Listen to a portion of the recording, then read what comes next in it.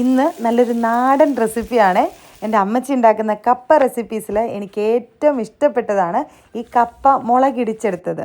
നല്ല ടേസ്റ്റാണ് കേട്ടോ. ഈ ഒരു ഐറ്റം കഴിക്കാനായിട്ട് മീൻകറിയൊന്നും വേണമെന്നില്ല, തൈര് കൂട്ടിയിട്ട് വേണമെങ്കിലും കഴിക്കാം.